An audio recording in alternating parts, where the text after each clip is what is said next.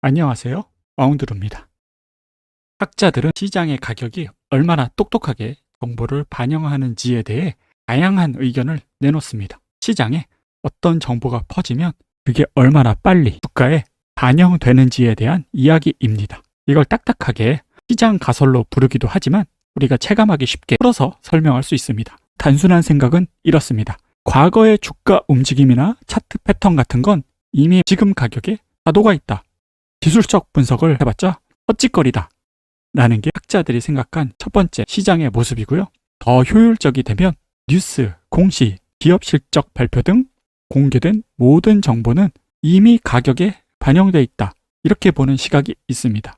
이 경우에는 재무제표나 공개정보 백날 뒤져봐야 소용이 없고 안 된다는 거죠. 더 강한 효율적 시장, 중강형 효율적 시장이라고 학자들은 정의를 합니다. 가장 극단적인 생각은 남들이 모르는 아무리 특별한 정보, 회사 내부자만 아는 정보라도 이미 가격에 반영돼 있다라는 게 가장 강한 효율적 시장 가설인데요. 일단은 학계에서 통용되는 것이고 실무에서는 조금 다른 얘기를 하고 있습니다. 근데 이걸 왜 알아야 되냐면 이 이론이 추구하는 바를 알게 되면 과연 효율적인 시장은 어떤 모습일지에 대한 가정을 할 수 있게 되고 지금은 그 효율적인 모습에서 얼마나 많이 벗어나 있는지 파악할 수 있게 되기 때문인데요. 잘 이해가 안 되시면 넘어가도 괜찮습니다. 저는 시장은 꽤 효율적이지만 완벽하게 효율적이지는 않더라. 저의 생각이고 그거와 관련된 책, 효율적으로 비효율적인 이런 책들도 나와 있으니까 한 번쯤 보시길 바라고요. 저는 그렇게 생각합니다. 현실에서는 똑같은 정보를 보더라도 받아들이는 속도나 해석 능력이 다르기 때문에 시장은 100% 효율적일 수는 없다라고 생각합니다. 그렇지만 노력을 하지 않고 적은 노력으로 지속적으로 좋은 성과를 낼 수 있을 정도로 비효율적이지도 않다. 딱 그 정도 수준에서 생각하고 있습니다. 시장이 효율적이라고 생각하면 우리는 투자 공부를 할 이유도 아무것도 할 필요가 없습니다. 시장 전체를 매수하고 가만히 있으면 되는 겁니다. 그렇지만 세상에는 제가 지금부터 서술할 이유 때문에 완벽하게 효율적이지 않다라고 받아들여지고 있습니다. 비효율성을 야기하는 이유는 첫 번째는 정보, 취득, 이용. 정보를 얻는 것 자체에 비용이 듭니다. 모든 투자자가 정보를 쉽게 얻을 수는 없습니다. 과거보다는 많은 정보가 개인 투자자들한테 잘 다가가고 있지만 대형 투자 기관들의 방대한 금융 데이터베이스나 블룸버그 같은 실시간성에 가까운 고급 금융 정보를 가진 단말기를 개인들은 이용할 수가 없죠. 두 번째가 있습니다. 정보 전달 지연입니다. 공개된 정보라도 정보가 전달되는 데는 시간이 걸리며 이로 인해 시장 반응에 지연이 발생할 수 있습니다. 미국에 있는 기관 투자자보다 한국에 있는 우리 개인이 더 늦게 정보를 받게 되는 것은 사실이겠죠. 정보는 어떤 사람들에게는 느리게, 불균일하게 전달될 수 있습니다. 세 번째가 제일 중요한데요. 정보 처리 능력이 다르다입니다. 모든 투자자가 수많은 정보를 효율적으로 처리할 능력을 갖고 있지는 않습니다. 여러분은 본업에 충실해야 돼서 다른 일을 하고 있지만 투자가 본업인 사람들은 정보에 대해서 해석하는 더 많은 시간을 투여하고 있기 때문에 어쩔 수 없이 정보 처리 능력만큼은 조금 더 우위에 설 수 있게 되는 것이죠. 자, 공개된 정보를 필터링하고 조합하여 새로운 정보로 가공하는 능력이 다른 사람보다 뛰어난 투자자들이 존재합니다. 같은 정보라도 특별한 통찰을 얻을 수 있습니다. 지금 제가 하고 있는 게 뭔가요? 비효율성이 생기는 이유입니다. 감정. 많은 투자자들이 감정에 의해 정보를 해석하고 투자하는데 이로 인해 비합리적인 행동이 나타날 수 있습니다. 숫자를 보는 투자자들은 그래도 덜 하죠. 투자자들의 비합리 행동을 이용하려는 그 전략 자체가 시장을 비합리적으로 만들기도 합니다. 그 자체가 시장의 추가적인 비효율성을 도래시킬 수 있습니다. 나중에 한번 살펴보도록 하죠.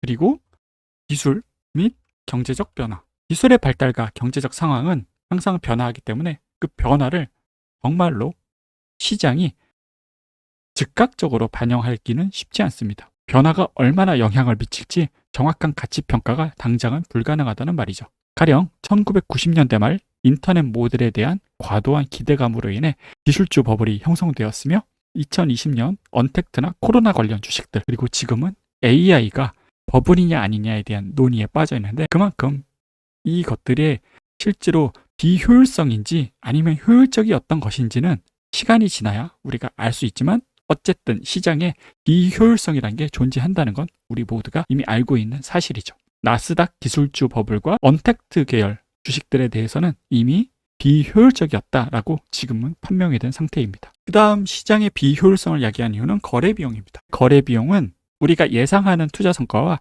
실제 투자 성과 간의 불일치를 유발할 수 있습니다. 특히 거래 비용이 높은 신흥국 주식시장 같은 경우는 이 차이가 두드러지고 한국인이 영국에 투자하는 경우 환전 수수료 같은 거래 비용이 추가로 발생하기 때문에 꽤 높은 비용을 지불해야 됩니다.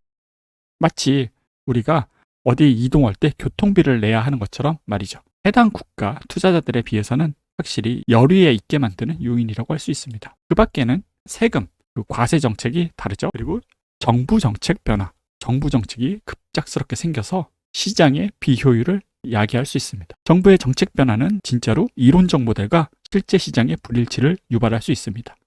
일부 국가에서는 고정 환율 제도나 국가가 임의로 금리를 시장 논리와 반대로 조정할 수가 있고 주식 거래에 관한 규제 등 규제가 갑자기 생겨서 가격이 크게 변동하기도 합니다. 마치 시험 규칙이 갑자기 바뀐 것처럼요. 이것 외에도 정말 다양한 요인이 있지만 이 정도만 봐도 시장이 합리적이기만은 할 순 없고 매번 모든 정보가 가격에 다 반영되지 않겠구나 라는 것들을 우리가 알 수 있죠. 그렇다면 이제 다음번 논의를 할 게 있습니다. 왜 시장이 비효율적이면 가격이 효율적일 때 형성돼야 되는 가격보다 싸다면 사면 수익을 내야 되는데 잘하지 못합니다. 그 이유는 뭘까요? 시장이 비효율성이 있다고 해도 항상 그 수익이 즉각적으로 나오는 건 아니기 때문입니다. 대부분의 투자 전략은 100% 확실하게 맞는 정답이 아니라 통계적으로 조금 더 우위를 가진 전략일 뿐입니다. 그래서 아무리 우월한 숫자와 근거가 있어도 수익이 나지 않는 시기와 틀리는 구간은 반드시 존재하기 마련입니다. 맞출 때가 틀릴 때보다 많고 맞췄을 때 얻는 수익이 손해보는 양보다 많을 뿐이지 항상 맞추거나 높은 수익을 얻는 건 아니라는 말이죠. 결국 힘든 상황이 오면 견디지 못하고 중도에 포기하는 경우가 많습니다. 두 번째로는 거래에도 비용이 수반된다는 점을 기억해야 되는데 정보를 분석할 때는 좋은 전략이었지만 막상 실제 투자에 집행하고 보니까 돈이 많이 들더라. 예를 들면 김치 프리미엄 같은 것들이 있겠죠. 한국이 비싸니까 한국 걸 팔고 미국 걸 샀을 때 실제로 내가 소모되는 거래 비용이 너무 컸기 때문에 사실은 의미가 없더라. 이런 식의 거래 비용에 관한 이슈도 있습니다. 숫자를 보는 투자자들 역시 어려운 시기를 겪을 때는 심리적인 영향을 많이 받을 수 있습니다. 아무리 숫자를 본다고 해도 계속 손실이 나면 자신감이 떨어지게 되죠. 그럼에도 불구하고 숫자를 보라고 제가 말씀을 드리는 이유는 숫자를 보는 투자자는 경험과 연구를 통해 기존의 모델을 발전시켜 나갈 수 있기 때문입니다. 과거의 위기 상황을 수치적으로 분석하고 이를 통해 자신의 포트폴리오를 개선하는 작업을 할 수 있습니다. 정성적 분석만 하게 되면 공식화가 힘들고 휘발되는 지식의 비율이 높은 반면에 숫자 기반의 연구는 경험이 모델의 정교함으로 이어지는 비율이 높습니다.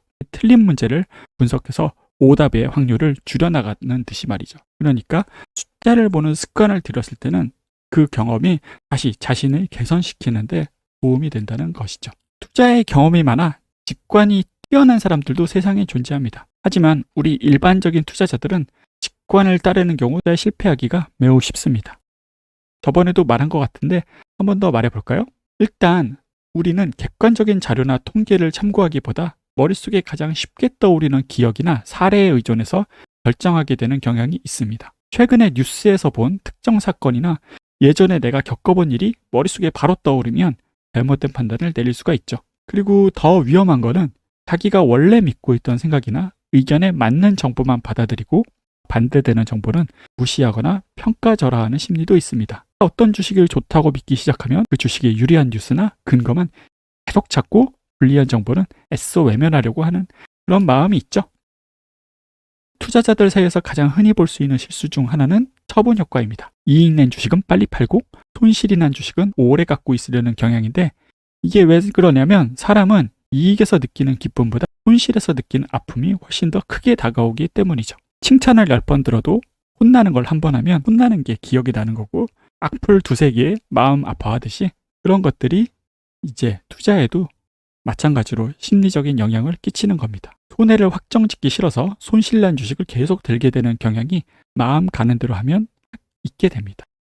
물타기도 있죠. 손해를 본 주식의 추가를 더 매수해서 본전 찾기를 시도하는 심리인데 판단이 틀렸다는 신호도 또 애써 외면하면서 이 상황이 곧 반전될 것이라는 자기 위안으로 계속 돈을 넣는 경우가 많습니다. 물론 물타기를 할 때 회사가 저평가됐다는 어떤 모델에 의거해서 물타기를 한다는 건 나쁘지 않지만 단순히 가격이 빠졌다는 이유만으로 물타기를 하면 굉장히 비이성적인 상황이 되겠죠. 경험이 많은 투자자들도 함정에 빠질 때가 있습니다. 내가 아는 정보가 많아질수록 실제로 내 판단이 더 정확할 것이라고 착각하는 건데요. 공부를 많이 한 전문가들도 자주 빠지게 되는 실수입니다. 베팅을 할 때는 베팅 비율을 과하게 해서는 안 됨에도 불구하고 정보를 많이 취득하고 내 해석이 맞다라는 확신이 들어서 더 강하게 베팅을 할 때 발생하는 문제입니다. 자기 과신, 우리를 망치는 주요 원인 중 하나입니다. 대부분의 사람들은 자신이 평균보다 뛰어나다고 믿고 있습니다. 많은 투자 전문가나 애널리스트들도 자기가 시장보다 무조건 더 잘할 것이라고 생각하는 경향이 좀 있는데요. 자신감이 너무 높아지면 약점이나 실수는 잘 보지 못하고 실패로 이어질 수 있는 상황이 내재되고 있는 겁니다. 내 실력이나 전략을 정말 객관적으로 바라보고 부족함을 인정하는 태도가 필요하다고 강조하는 이유가 바로 이것입니다. 자, 우리는 이런 심리적인 함정들을 알고 있으면 이제부터 조금 더 나은 투자 의사결정을 내릴 수 있습니다. 투자를 보는 투자의 핵심은 바로 이런 함정의 오류를 극복해서 더 나은 의사결정을 하는데 있는 거죠. 자, 드디어 다음 시간부터는 숫자가 알려주는 시장의 움직임에 대한 이야기를 이제 시작해 보도록 하겠습니다. 감사합니다.